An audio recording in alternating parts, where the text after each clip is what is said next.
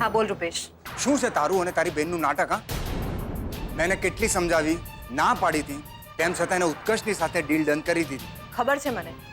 આવ્યો તો તારા પરમ મિત્રનો ફોન મને. ભાભી ભાભી કરતો હતો. એક તો જગ્યા પચાવી પાડી અને વળી પાછો હોશિયારી મારતો ફરે છે. અરે પણ તું ઉત્કર્ષને એકલાને શું કામ બ્લેમ કરે છે?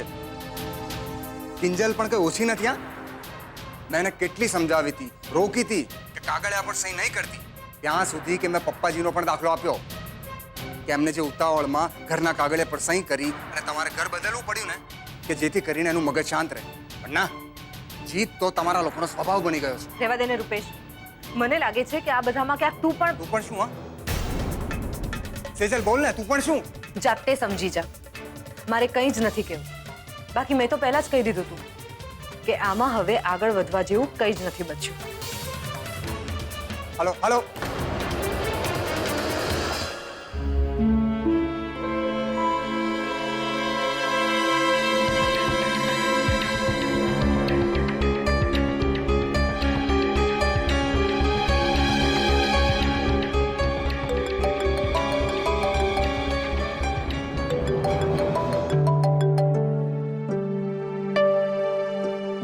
હેલો નીરવ.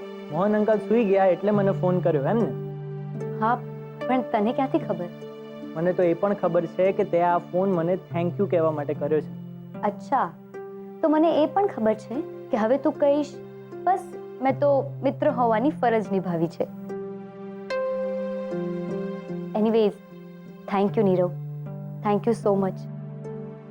આજે જો છેલ્લી ઘડીએ આવીને તું એમ ના કહેત ને કે આ ફાઇલ મારી છે, તો હું તો મરી જ ગઈ હોત. મરવાની વાત નહીં કર કિંજલ. હજી તો તારે ઉત્કર્ષ સાથે મળીને ટી સ્ટોલ શરૂ કરવાનું છે. તને એ પણ ખબર પડી ગઈ કે મેં ઉત્કર્ષ સાથે ડીલ ડન કરી લીધી છે? હા, અને મને એમ પણ લાગ્યું હતું કે કદાચ તારે મારી મદદની જરૂર પડશે, એટલે જ તારી પાછળ આવ્યો હતો. અને જો ખરેખર મદદની જરૂર પડી ગઈ અને નસીબ જોગે મને સૂચ્યું કે આ ફાઇલ મારી છે એમ કહી દો. એકચ્યુઅલમાં પપ્પાને મેં હજુ સુધી ઉત્કર્ષ અને કોન્ટ્રાક્ટવાળી વાત નથી કરી. વિચાર્યું હતું કે એકવાર ટી સ્ટોલ શરૂ થઈ જાય ને પછી બધું કહીશ. પણ અને હા, તને પણ રિક્વેસ્ટ કરું છું, તું પણ પપ્પાને કંઈ ના કહેતો. તું તો જાણે છે ને પપ્પાને. હા, આજે જે રીતે એમણે મને ઘરનો દરવાજો બતાવી દીધો ને, એના પરથી સારી રીતે ઓળખી ગયો છે. એને માટે સોરી. અને હા, મારી ફાઇલને સાચવીને મૂકી દેજે. મારી બહુ મહત્વની ફાઇલ છે. મેં તને કહ્યું ને કિંજલ, ચિંતા નહીં કર. તારી ફાઇલ પહોંચાડવાની જવાબદારી મારી. અને તારે ક્યારેય પણ મારી મદદની જરૂર હોય ને તો સંકોચ નહીં રાખતી. હું તારી સાથે જ છું. ઠીક છે? હા, થેન્ક યુ.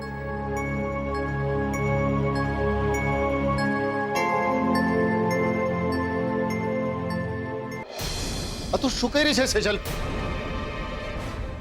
કિંજલે ઉત્કર્ષ સાથે મળીને પિસ્તોલની જગ્યા બાબતના કાગળ ઉપર સહી કરી દીધી? હા પપ્પા, હમણાં જ રૂપેશનો ફોન હતો. મને કહેતો હતો કે એણે કિંજલને ઘણું સમજાવ્યું, ઘણું કીધું કે આવું પગલું ન ભરે, પણ કિંજલ છે કે કોઈની વાત માનવા માટે જ તૈયાર નથી. એને બસ પોતાનું ધાર્યું જ કરે રાખવું છે. રાતોરાત ટી સ્ટોલ ઊભો કરી દેવો છે એને. સાચું કરી રહી છે તું?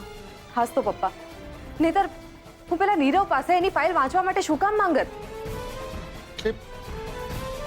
નીરવ પણ ભળેલો છે એની સાથે? એ ખબર નથી, અને બની શકે કે એ ફાઇલ ખરેખર બદલાઈ ગઈ હોય. પણ પપ્પા, આ બધામાં એક વાત તો નક્કી છે કે કિંજલ બદલાઈ ગઈ છે. એ હવે તમારી કિંજલ નથી રહી, જુઠ્ઠું બોલવાવાળી કિંજલ બની ગઈ છે. તમારે એને રોકવી જ પડશે પપ્પા, રોકવી જ પડશે. બસ ત્યાં જ ઉભી રહે છે, એક ડગલું આગળ નહીં જોઈએ. મારી સામે જો. પણ તને શું લાગે છે મારા નાક નીચે આ ઘરમાં રંધાઈ રહ્યું છે એની મને ખબર નથી? તું મારાથી વાત છુપાવી રહી છે એની મને જાણ નથી એમ માને છે તું? જવાબ આપ. ઉત્કર્ષને તું મળી હતી?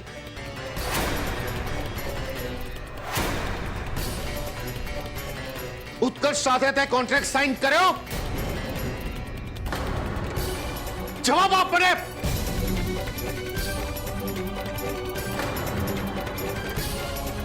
હા કે ના?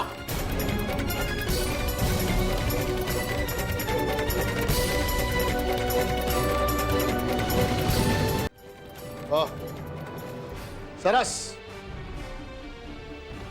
એ કુળદેવી માં, ચડતી કરજો મારા કુળની, મારા કુળની. પપ્પા જરાય નહીં. તને ખબર છે ને, તને હું મારું માન, સ્વમાન, સ્વાભિમાન માનતો આવ્યો છું.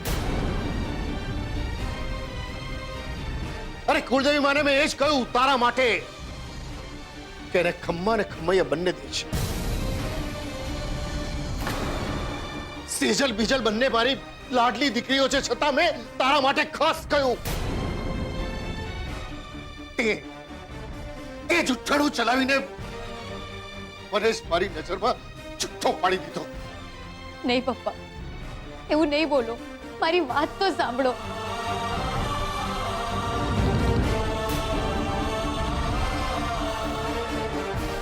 કહી દીધું ને બધું. મળી ગઈ ને શાંતિ. ખબરદાર, ખબરદાર જો સેજલને કઈ કહ્યું છે. અરે એને તારી ફિકર છે, તારી સાથે કઈ થાય નહીં એનો ડર છે એને, એટલે એને મને કહ્યું. અને શું કામ ના કે? ઠીક છે, ચાલ એની વાત જવા દે. મને કે તે આવું શું કામ કર્યું?